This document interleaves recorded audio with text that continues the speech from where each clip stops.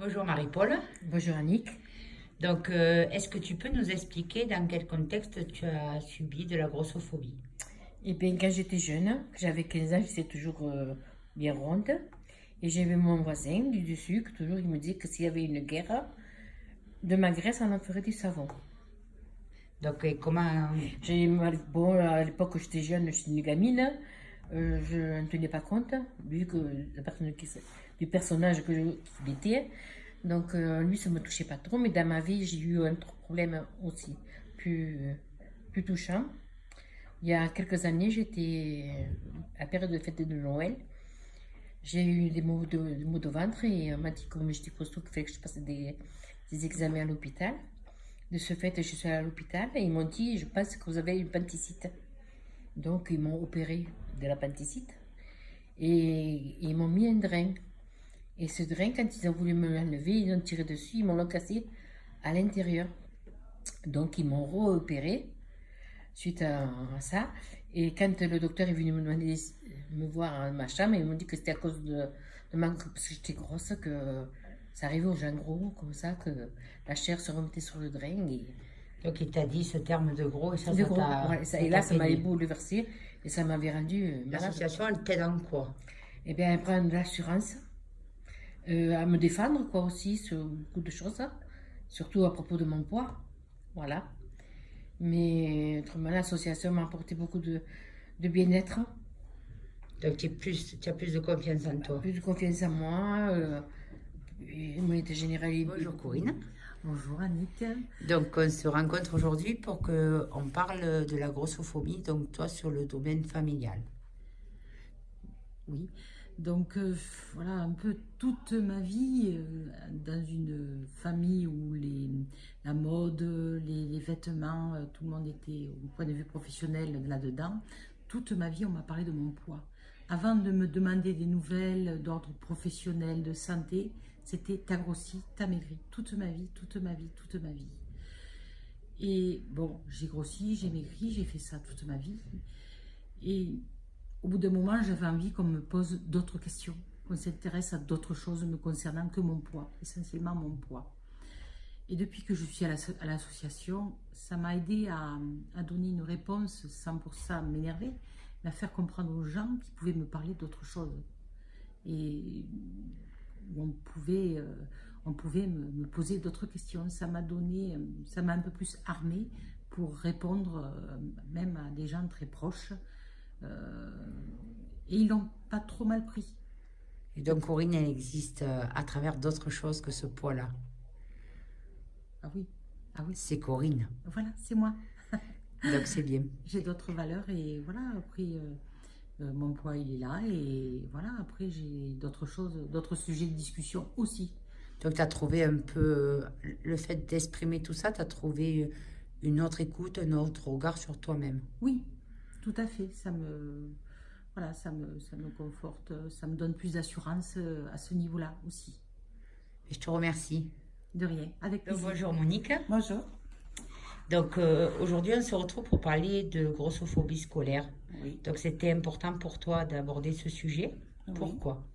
parce que en fait, il s'est passé dans l'établissement de ma fille, parce qu'il y a des enfants qui ont des maladies et pour eux, ils se sentent un peu humiliés et des fois, il y a des moments où ils n'arrivent pas à se faire comprendre par les professeurs et amis qu'il y a au lycée parce qu'ils ont des gros poids, du poids et c'est pas bien dans leur image, donc ils évitent les portes du lycée.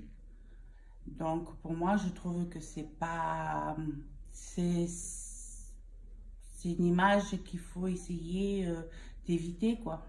Et donc en fait pour toi cette différence sur des enfants qui ont du poids, il faudrait que Que ça change. les écoles, les administrations et Ouais. l'éducation fassent en sorte de faire intégrer ces enfants-là avec des différences. Oui, parce que il faut que ça change et que les gens les comprennent, essayent de les comprendre aussi, parce que pour eux, leur image, nous, quand on rentrait dans une école, c'était pour voir nos amis, et eux, par contre, ils s'enferment, ils font des crises de peur et des boules au ventre, et puis ils se menacent aussi de se tuer, de pas mal de certaines choses. Donc il faudrait que les gens ils comprennent et les écoutent plus dans le truc, milieu scolaire, que ce soit professeur ou directeur. Et les autres élèves et les aussi. autres élèves, parce que c'est vrai que faire la différence, c'est pas normal, c'est comme tant de choses d'autres aussi, mais bon, c'est vrai que la grossophobie sur des enfants, c'est quand même assez...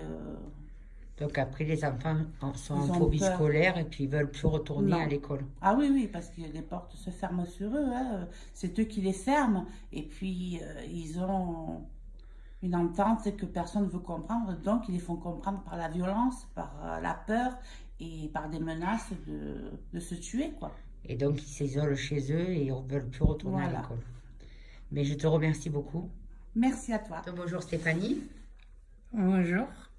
Donc aujourd'hui, on se rencontre pour parler un peu de grossophobie. Alors, je sais que c'est compliqué pour toi. Donc juste parle simplement de ce que tu veux dire par rapport à ton quotidien. Pour moi, le regard des autres est encore très, très compliqué. L'association m'a bien aidé quand même à prendre confiance en moi. Et en fait, après, le regard des autres, mais aussi ton poids, tu as souvent des réflexions de tous les milieux. Oui, ma famille aussi, j'ai beaucoup de réflexions. Et tu aimerais avoir un peu plus d'écoute. Oui, Et est-ce que tu trouves que, parce que tu as des problèmes de poids, les gens aussi pensent que tu n'as pas de volonté ou que tu n'es pas capable d'eux? oui, oui, les gens, ils sont... oui. Et ça, tu as envie de leur dire quoi? Mais que je suis capable de le faire. Que mon poids, c'est pas ce qui un échec pour moi. Et que tu es autre Mon chose. poids, il est là et j'arrive à faire des choses avec. Et que tu es autre chose que ce problème de poids. Oui, Et que tu as envie d'avoir une vie que tu as décidé, que tu choisis. oui, oui, oui. C'est moi qui choisis ma vie et pas les autres. Ben, c'est bien. Je te remercie. Ouais. Ma petite expérience qui est devenue assez importante, c'est sur le plan familial. Toute ma jeunesse et toute la grande partie de ma vie, j'ai été très mince. Nous étions tous dans la famille très très maigres. J'ai grossi à la suite d'un choc, d'un deuil et de la ménopause. Donc j'ai quand même 71 ans. Et j'ai grossi, bon, pour les médecins je suis un peu trop grosse, il faut que je fasse très attention pour le cœur. Et il s'avère que la famille ne l'a pas accepté. Certains membres de ma famille, pour ne pas les citer, des frères et sœurs, n'ont pas tellement accepté mon poids actuel. Et gentiment, et tout le temps, quand on m'appelle, quand on me parle, alors ma grosse, comment vas-tu? Tu vas bien, ma grosse? Et c'était ce mot, ma grosse, tout le temps. Jusqu'au jour où je me suis un peu vexée. Je me vexais quand même, mais un peu et beaucoup, je leur ai dit, stop. Tant que tu m'appelleras ma grosse, je ne te rappelle plus. Mais Olivia ne le prend pas mal, c'est un mot gentil. Et j'ai dit, ben ce mot, grosse, je ne veux plus l'accepter. Je préfère que tu m'appelles ma chérie, que tu m'appelles tout ce que tu voudras, mais le mot grosse m'énerve. Et combien Alors, de temps t'as mis Ça a duré des années avant que tu réagisses? j'arrive à avoir le courage de dire stop. D'accord. Et c'est vrai que le fait, bon, ça s'est arrêté. Il faut être honnête avec la famille, tout est rentré dans l'ordre. Et je reconnais que depuis que il y a très peu de temps que je suis à l'association, et depuis que je suis à l'association, je vois les choses d'une autre manière. J'aurais peut-être dû réagir autrement vis-à-vis de ma famille, parce que ça m'a rendu malade et je l'ai très mal pris à l'époque, et que si j'avais connu le poids et partage maintenant, j'aurais peut-être pas aussi mal pris. J'aurais dit, ben, vous êtes idiot, restez idiot. Mais bon, voilà. Donc l'asso, Et l'association m'a beaucoup apporté dans la sérénité. Et le recul aussi. Et j'ai du recul, voilà. D'accord. Tout va beaucoup mieux. Puis je converse avec des gens qui ont le même souci que moi, sinon plus ou moins. On a tous quelque chose. Et on s'accepte comme nous sommes. Donc c'est un Et lieu d'écoute donc, aussi. tout va mieux, Ok. beaucoup mieux. Bah, tant mieux. Voilà. Merci. De grossophobie à nous dire. Oui, tout à fait. Donc, déjà, je voudrais parler de quand on est plus jeune, parce que moi j'ai 52 ans. Donc, en sixième, par exemple, quand on faisait des groupes de sport séparés pour des matchs, des choses comme ça, moi je n'étais pas prise parce qu'en fait, j'étais trop lente, donc trop grosse. Voilà. Et ça, le professeur de sport le voyait et me disait, au lieu d'aller voir ces jeunes et de leur expliquer que ce n'était pas comme ça qu'il fallait réagir, il me disait d'aller faire autre chose, ou alors de me mettre sur la touche, si je puis dire.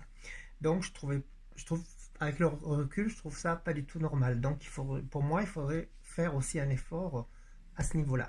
Ensuite, j'ai une autre chose qui m'a souvent perturbée. Donc c'est plus scolaire là, la première. Voilà, c'était plus scolaire. Tout à fait. D'accord. Donc là, maintenant, je vais parler plus adulte.